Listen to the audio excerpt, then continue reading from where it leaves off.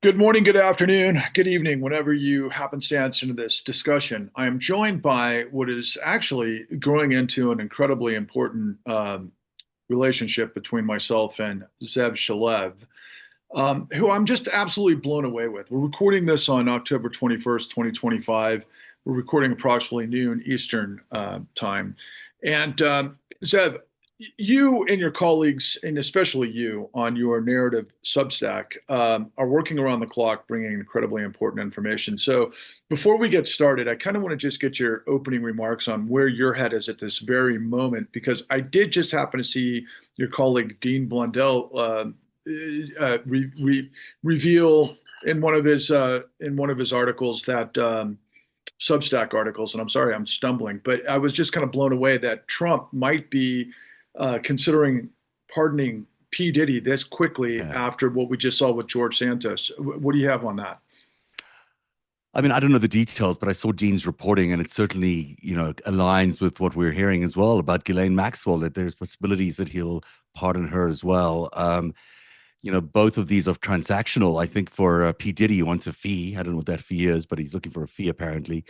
And with Ghislaine, you can assume that there'll be some sort of trade, quid pro quo for her silence on some things. I don't know. Something like that sounds very much in the ballpark for this presidency. Well, I mean, I know that we're both kind of triggered by the whole thing. I used to use the whole rape and pillage scenario as a metaphor.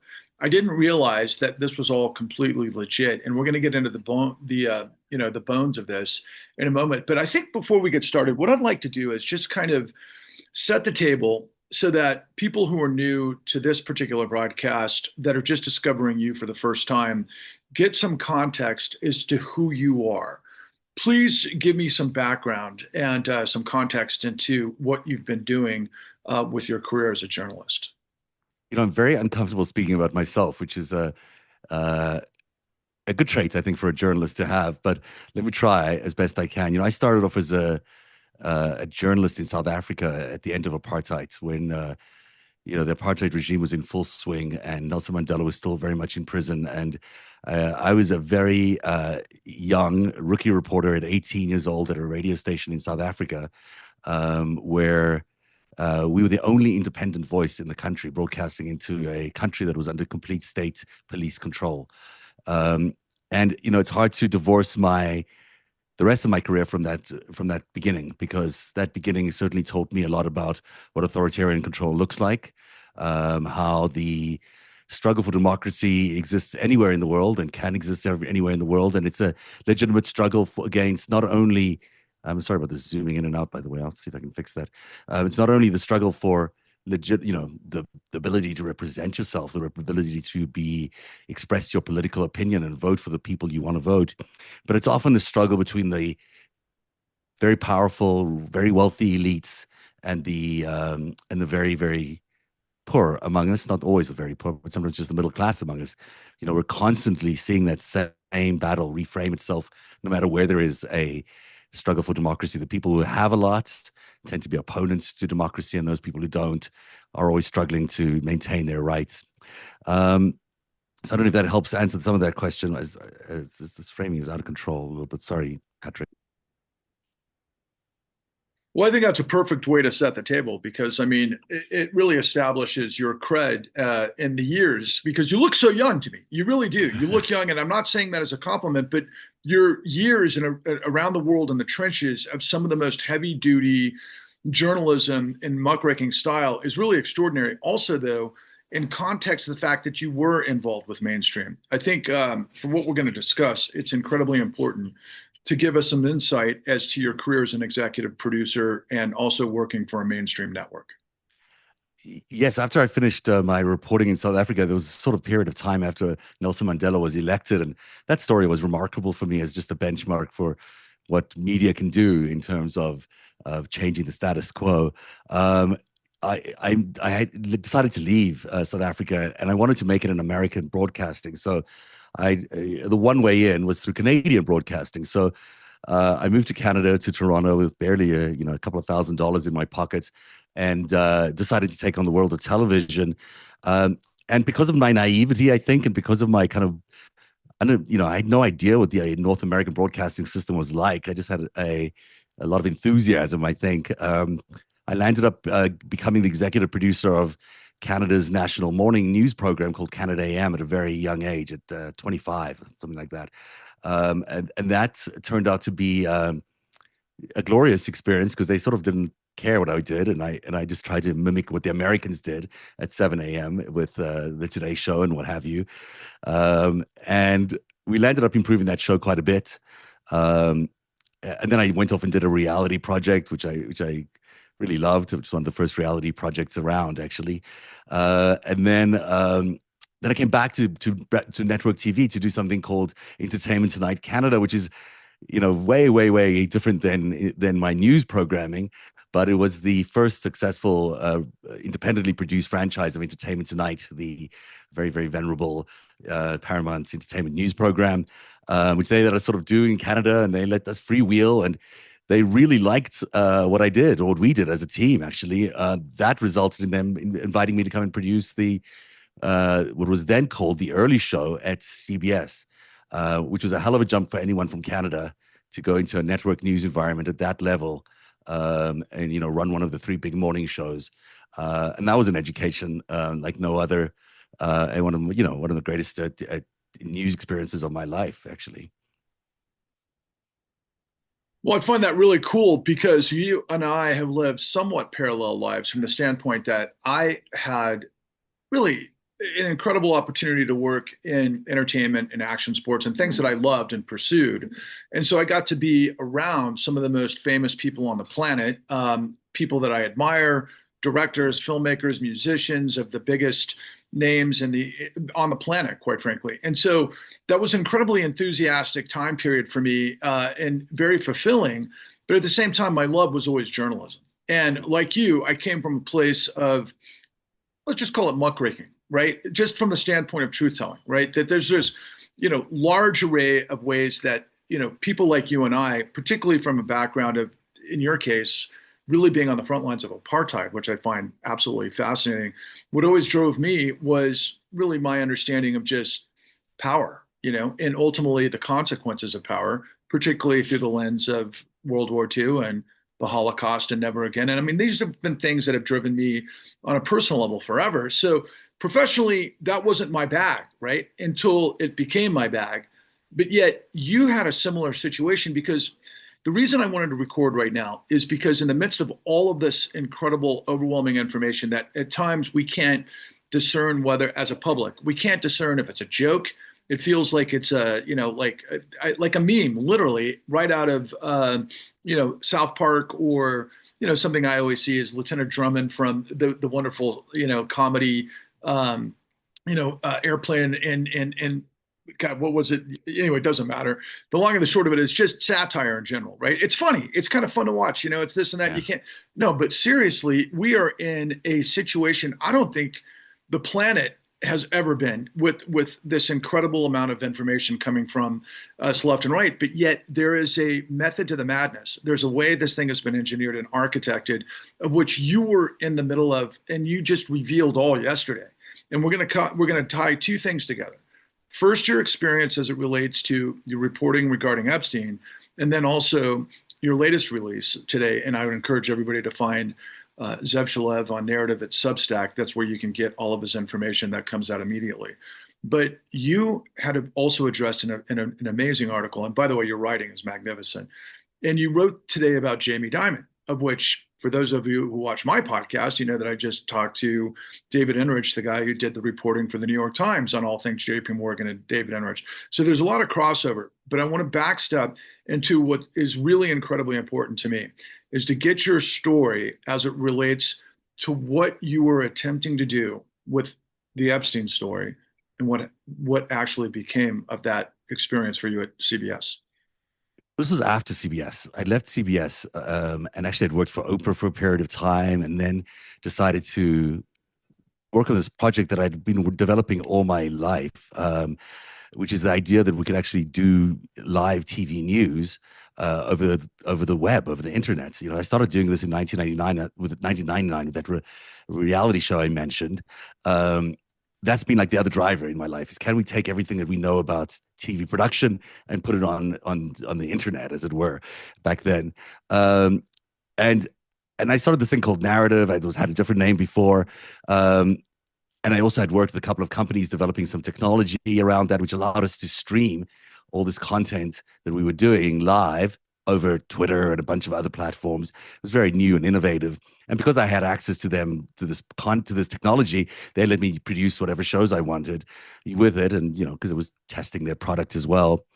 And so I started a blog first, and this was just a blog trying to write up Trump Russia as a real time sort of spy novel. So every week I try write a chapter of what I thought was going on in the early days of the Trump administration. The first one started in 2016, December 2016, and I was pretty good at putting together all the pieces. I figured out all the Trump Russia story before anybody else did, which I had no idea you could even had that capacity, but it was interesting to get it done.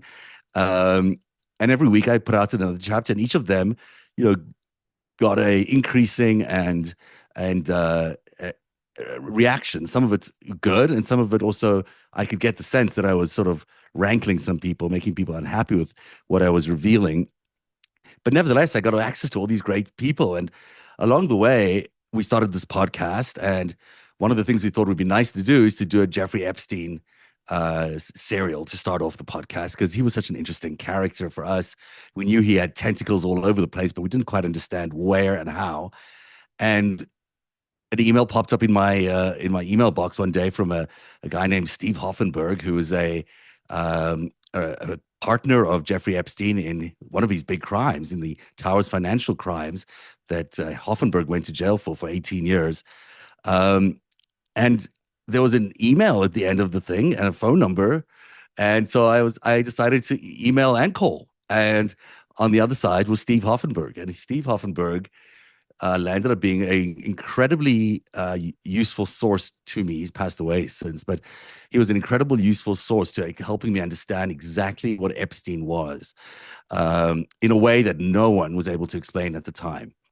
Now, as this was happening, as luck would have it, Epstein was arrested right as we were putting together this series, and we start off the series with him still in a jail cell. Maybe he went to the jail cell soon after we launched it, and by the end of this, a few months that we've done the series, he had been killed. He died in detention. So we had an incredibly sort of parallel path of exposing Epstein as he was under arrest and as he was, ultimately, I think, killed. And I'm not sure if Hoffenberg had contact with Epstein or his team at that time, but I would suspect that there was some contact during those days where he was able to tell me a little bit of what was going on inside Epstein's jail cell, and that he was in fact cooperating with investigators and beginning to tell names. Now, if I knew that and others knew that, that meant a lot of people probably knew that, and that could be a real motive for his death. And the interesting thing about Hopper, I'm not sure I'm answering your question because I sort of got Well, sidetracked. no, this is really important stuff, but I want to just kind of follow the flow of this work that just boggled my mind about the senator finally said the B word regarding Senator Wyden confirms what you've been reporting for years, that Epstein ran a blackmail scheme. But here's the provocative question. So why is the New York Times bearing it? So let's just start from the beginning. Look, you talk about how, and you were getting into this with Hoffenberg, but 6 weeks after Epstein died in his Manhattan jail cell, you published the interview that recorded days after his death, and your investigation had multiple sources confirming Epstein operated as an intelligence asset, running a blackmail operation targeting America's elite. You documented the financial crimes, the intelligence connections, and the systemic compromise of democratic institutions, but that's not where the story ends. So let's pick up there. Well, there were two sources who told me that Epstein had worked for the Israeli intelligence, Israeli military intelligence. One of them was Steve Hoffenberg. I can reveal that now because he's no longer with us. The other one was Ari Ben Menashe, which is an interview that I got, and the guy lived in Montreal. He was Robert Maxwell's former handler. He was involved in Iran-Contra. He was a former military intelligence guy for the Israelis as well. They had a falling out with the Israelis when he was sent to jail for a limited time, the same jail that Epstein went to. But nevertheless, he'd subsequently had an interesting career as being sort of an independent spy in the world, I guess is how you would describe him. He's still around today. He's still in Montreal. Very intimidating guy to go and interview. I was terrified, frankly, going in there.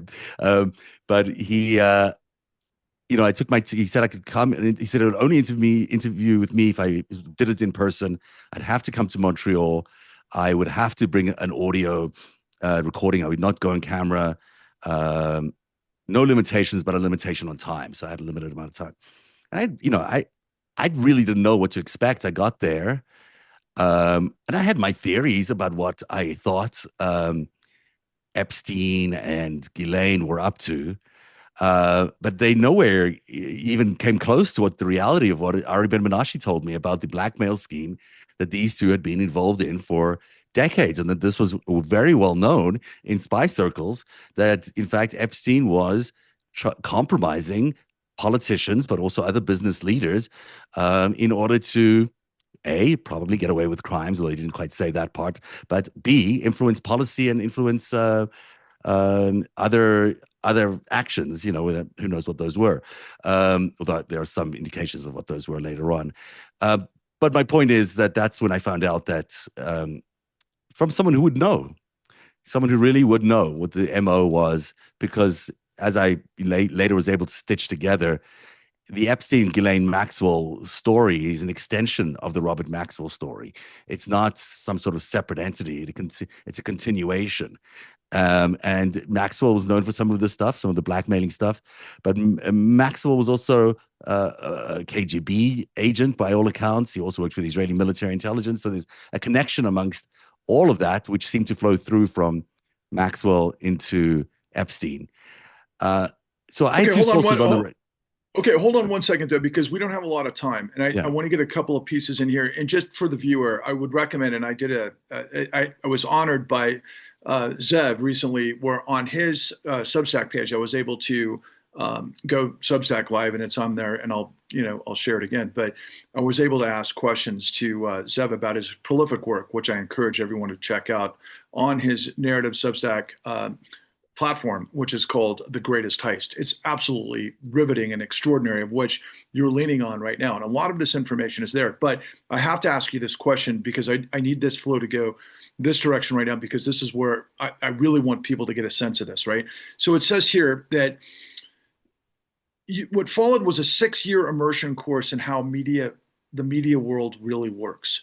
You took the story to CNN, who immediately bought it, only to kill it. Catch and kill, which is the same technique the National Enquirer used to protect Trump, now deployed by major news network to bury the Epstein Blackmail Association. I know that firsthand myself, by the way, and I use that as a reference all the time, by way of when I watched the trial in Manhattan that led to the 34 felony convictions of Donald Trump. The whole catch and kill thing was like, oh my God. And I obviously was laughing my ass off thinking about David Pecker and the nature of National Enquirer. But I'm like, oh my God, if those guys could get away with that with Stormy Daniels, what else were they getting away with? Not to mention our story. So if you wouldn't mind, please pick up there. Well, this was an education to me. I mean, I'd worked in some media organization. I worked at CBS News. I had no idea that we would ever consider catching and killing a story. So this was a new endeavor for me. I hadn't even heard of the idea. But CNN was super excited when we brought them the story from Ari and Hoffenberg about this massive spy organization, this criminal network around the world. They realized it was going to be an expansive project. They offered us months of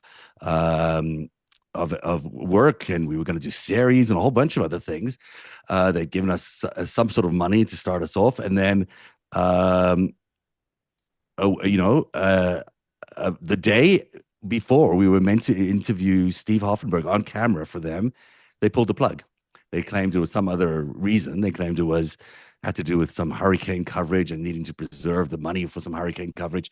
But clearly it was not. Clearly, I knew some people at CNN. I called them and said, what's up with this? Why can't this story still happen? And they in between lines, I could tell what they were saying about it just wasn't going to float politically internally, and it wasn't matter. It didn't matter whether it was a budget concern or anything like that. That story Wow. was dead. Wow. Well, Um, yeah, you go on here and you said, look, but I know this feeling firsthand, right? So here you were with the hottest story in the world, and you were stuck in a position that you never wanted to be in, holding this without, the protection or the backing of a major news organization, and you understood the calculation perfectly. If you didn't report what you knew, you'd have a target on your back. If you did report it, you'd also have a target on your back. well, the different target. I think, you know, held back the story about 4 weeks, waiting for CNN to finally, put the final signatures on the paper and get the payment and everything. So I held it back because I knew that if I went out with this on my own, I would be, really a target for these very powerful people to do all sorts of things to me. I also knew after they killed the story, that if I didn't go out for it, I'd be a real target because I held a secret. Nothing is worse in this world than holding a secret when it comes to a lot of these people, because then they want to eliminate you in order to keep the secret quiet. So you have to almost reveal the secret, or it will, destroy you in some ways. And I tend to do that with my reporting. I try everything I find out, I put it right out right away. I don't like to hold things back, and I don't like to leave people with the impression that there's there's more out there, because I know that the truth does sort of set you free in many ways. It sounds like a cliche, but it does ultimately let you go. If I held on to that story, if I hadn't reported it, I would have been one guy who knew the story and was keeping it a secret, and anything could happen to me, and you think of the worst things happening to you those times. Um, and I subsequently learned that the worst things can still happen to you. I was, and I don't want to go into the details of this because some of it is actually quite triggering, but I underwent was a really horrific reputational assault, a cyber reputation campaign that really tried to destroy my credibility. I was not talked to by almost every significant person that was a previous contact of mine. I was sort of blacklisted from networks. I was boycotted. And under this operation that was created, this trumped up scenario that was kind of laughable in the face of it. But that's what life is like when you're trying to break a story like this on these major networks. I wasn't the first person to try and break an Epstein story to find their career shortened. I'd seen that happen at NBC to a couple of reporters. It happens. It happened to. This was one of those radioactive stories that if you touched it, it could be very expensive to you. I didn't know Well, that yeah, at but the hold on a second, time, but because right, because it's incredible that we had the conversation yesterday with William K. Black, of course, mm, because that was the subject of our conversation. What happens to whistleblowers, the mm, reputational, risk to their family, to their careers, to everything else. Here you are within media, and what I'm trying to get everybody who's watching this to understand that we have been under a blanket of obfuscation that is basically, I always describe it as pissing on our heads, telling us it's rain. Because on our journey, we had to go to the ends of the earth and back to get all of these details that I looked around and I discovered, wait a second, this is what the Department of Justice is supposed to do. This is what the FBI is supposed to do. This is what the SEC is supposed to do. That's from our side. Here you are at a major network and you have the story and the sources, the hottest story in the world, and it's basically a reputational hurricane to you, and you kept going on. So let's just go into the next phase of this, which is, the secret life of Jeffrey Epstein, spies, blackmail, financial crimes. And obviously, we only have as long as you're willing to grow, and you can just cut us off at any time, and maybe we can pick up on this later. But I think it's extraordinarily important because, again, I want to remind viewers that we just saw George Santos, this ridiculous fraud huckster moron who was in prison for 6 years, just get freed by Donald Trump. Now he's talking about doing the same thing with P. Diddy and everything that went on, even though after the fact that the DOJ, or excuse me, all the prosecutors involved weren't able to get a RICO conviction because they didn't even know how to actually put together the RICO conviction. And now we're looking at, and let's see, there was a third one that were, because Ghislaine Maxwell. Right. Okay. So 6 years later, they're still bearing it. And you make this incredible proclamation that the New York Times published 7,000 words about Epstein's financial control over Leon Black. And they have the emails. and the Senate investigation is asking for it, and a U.S. senator is asking for it using the word blackmail, but they're sitting on the story. Please take us forward from there. Yeah, I mean, I just limited some time because I have to prepare for my 3 o'clock show, but I can just tell you Sure. this much. What we're seeing is still the same operatives have still have a lot of control in these networks, and the control is not external; it's internal. There are operatives inside networks, inside news organizations, sometimes at the very top, guiding all sorts of editorial decisions. We've seen it now. This is sort of a coming out. For CBS by having Barry Weiss as their editor in chief. At least they're admitting, what they're going to be doing.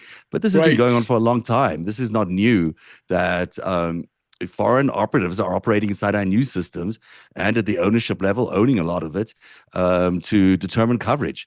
What it's led to is, unfortunately for America, is Jeffrey Epstein, Donald Trump, all these con men, all these mobsters, all these guys have been conning, as you know, as you found out in your documentary series, The Con, have been conning America into oblivion. Really, they're robbing America blind as they continue year after year after year to exercise their enormous control over the finance market, over the media, controlling these assets that are pumped up and then dumped. Only they escape any consequences, while the average American has to pay those consequences. The distressed assets are then picked up at pennies on the dollar by the same people that crashed the market. So now they're doubling down, but they get even more control of the American economy each time. And then to make things even more offensive and more horrific, they then go after the bailout money. They're the ones who get the bailout money, and none of them go to jail, as you and William K. Black have indicated, since 1987. So, well, around the 90s. 90s is But when it, yeah, yeah, yeah, yeah. But what I'm saying. The reality of it sure. is, it's become a criminal environment where crimes can be committed with impunity, and the people who run those crimes can profit from them and return the next day even richer, even more powerful, and grab even a piece of the pie, which they do over and over and over again until we find ourselves now, with the end of democracy, with them having consumed almost our entire capitalist system, with $40 trillion in debt, and a potential end of democracy. This is not, you know, Jeffrey Epstein is just a product of that. He's just one piece of that giant network, but he is a window into that world that is very important that everyone pay attention to, because, it's not just him. It's a network of individuals who have, corrupted America from the inside out, with intent to destroy it. And they've done it in concert with foreign governments, and for the sheer pursuit of money and power. You and I can see this like Neo in the Matrix because we've been inside the machine for as long as we have. And it's extraordinary to now, have a relationship with you where we're able to broadcast our shared experiences to the world as long as we can until we get traction to get people to understand. Do you have a hard stop right now? Do you I have got to to move go. I got a on? couple more minutes. I just got to, figure out Well, the okay, I'll right just message. I'll just So, say this first because look, and hopefully we'll be able to expand on this conversation. But I would recommend everyone go to Zev Shalev's narrative and look for the article. The senator finally said the B word, which is about blackmail regarding Jeffrey Epstein and why the New York Times is bearing it. But also the next one that I wanted to jump into, we don't have time to do that today, but particularly because I'm deep in this as well, about Jamie Dimon and have some explaining to do about Epstein. And we'll go into that hopefully at another time. But I just want to pick up here with maybe the final question of this particular aspect of it. So I want to pick up with. I'm just going to go with. I mean, look, you talked about the New York Times bearing the information I have. I was face to face with David Enrich, the deputy director, the deputy investigator for the New York Times. I have a terrific relationship with him. I love the guy, but I asked him the same question that you're eliciting right now. I'm like, why did you guys wait so long to endeavor these questions as it relates to JP Morgan? There's no way that their, for example, a general counsel, whose name is Stephen Cutler, There's no way he didn't have access to the information, the suspicious activity reports, and so on and so forth that Senator Ron Wyden is asking for right now. Why did you guys sit on $1 billion worth of transactions over the course of years, given the nature of when suspicious activity reports are supposed to be submitted, given the information that they might have? I know you only have a couple of minutes, but just briefly, give me a sense of what you're talking about based on your reporting, what the New York Times is sitting on top of. I have a lot of time for David Enrich, and I've interviewed him, and I think he's done terrific work on so many of the aspects of this growing corruption scandal. And I think, especially around Deutsche Bank, I learned so much from his book. I think that there is, and he's a very particular kind of researcher, and he lets the facts lead the story, and that's good in many ways. But it's hard for me to understand why they're not willing to actually stick the landing on some of these stories and say, you know what, this walks like a duck, it talks like a duck, it's a duck, it's blackmail scheme. Let's just call it what it is.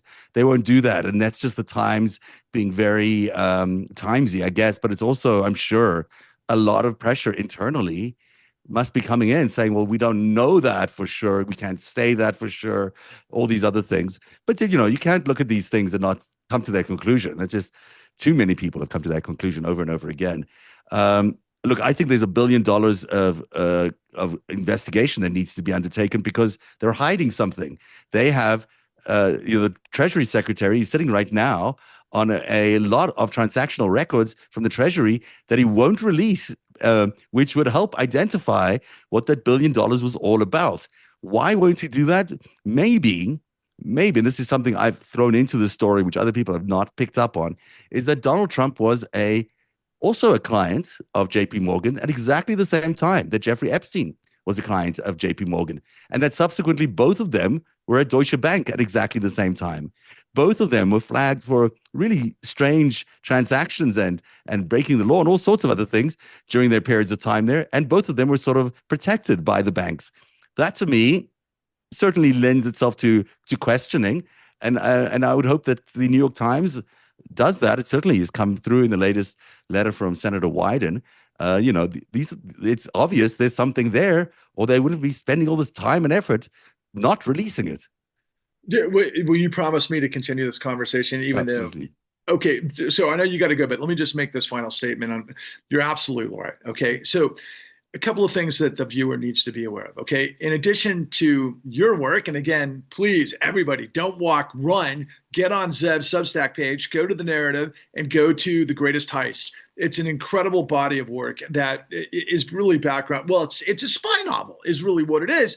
But on the other side of this equation is our work, The Con, that you can discover at thecon.tv, because unbeknownst to Zev and I, we were in the midst of the same sort of like, what the hell is going on? And once you start to get that gnawing question, especially if you're someone like ourselves who have, obviously an entire career doing things like this, you get that urgency to continue to pull the thread. And that's what we did. But what we discovered, and the reason I had to ask the question, is no one in media could tell the story that I was experiencing firsthand. And then next thing I know, I connect with this incredible world of like, whoa, this is not what I was expecting. It was just the inverse perverse, but it made all the sense in the world when I got to see the other pieces of the puzzle that you brought to the table. So you've got to see all of this stuff in a continuum to fully understand what we're in the midst of, to understand what Zev is revealing to us about this massive decades-long carnage of corruption. But one last thing to add to it, Zev, and I don't know if you've read it yourself, I'm sure you're aware of it, but in our work, The Con, we had this incredible opportunity to work with one of the greatest muckraking journalists that exists in the world. His name is Michael Hudson, not to be confused with the Michael Hudson, the economist. And he did this extraordinary work called The Monster that led to a lot of stuff that I discovered for The Con. But he ended up becoming the global editor for the investigative consortium of investigative journalists. These guys were responsible for the Panama Papers and many other things that came down the pike. The guy's now in charge of The Guardian North America. But 4 years ago, maybe 5 years ago now, in 2020, they released what was known as the FinCEN files with, was it ProPublica? It might be Politico and ProPublica, but it was also the ICIJ. And it was this collective effort where literally, to our point about the suspicious activity reports, they discovered 2 million suspicious activity reports during the same time period that undergirds the entire financial system. And when I saw that information, and we also work with a guy by the name of Paul Peltier, who was the head of the DOJ's white collar investigations at that time, and he's told me personally, guys, what you need to understand is exactly what we're trying to tell you. That there needs to be $1 billion investigation, but we've already kind of done it, quite frankly. We need this information to get out there. So please explore our work at Patrick Lovell, Truth Bombs the Con, and the con.tv, and also Zev Shalev. Any parting comments at this moment? And hopefully we can pick up on this as soon as possible. No, I'll say this. I think it's so great that when I encounter other journalists that are covering the same stuff, but are looking at it from another angle, it's the kind of confirmation you always seek, because it means that thing we're looking at is the same thing. And you and I have, maybe it's because we've lived through all of this, it's worse because of our age. We've lived through all of this. We know what pattern we're looking at. It's easy for us to spot now. It doesn't even, it used to be I had to strain my eyes to try and figure out what the pattern is. Now I just see it because it's so obviously there. The Trump administration, the regime, and all these other people involved in this corruption are betting their bottom dollar on the fact that no one else will pick up on those patterns and no one else can see those patterns. But I don't think that's the case. And I think that's, they need to reckon with that reality too, that, the truth is going to come out. The truth is coming out, whether it's from our sources, but also through many, many others. This is not just like this is not just a one-man thing or two-man thing. It's everybody is seeing the same thing because they're looking at the same thing. And the truth is going to come out, and the reckoning will be tough. So those people who might be thinking today, we're going to get away with this. We're going to get away with this heist. It's a gamble. We're in the middle of the for sure. largest bubble in the history of the world. The AI bubble is beyond what took place in 2008. We're right on the cusp of another one. And If you look at what's going on with real estate pricing yes, today, where you got all of it. sellers there's so many sellers, no buyers. We've seen it all before. You've seen it all before in 2008. I mean, we're reliving it all over again, and this time it's crypto. It's not the junk bonds, whatever, but it's all the same thing. It's all going to lead to the same crisis for all of us. That's right, and that's why Trump's trying to get the Fed. All right, guys, take care, man. I'll talk to you soon. Cheers. Thanks a lot for having me on.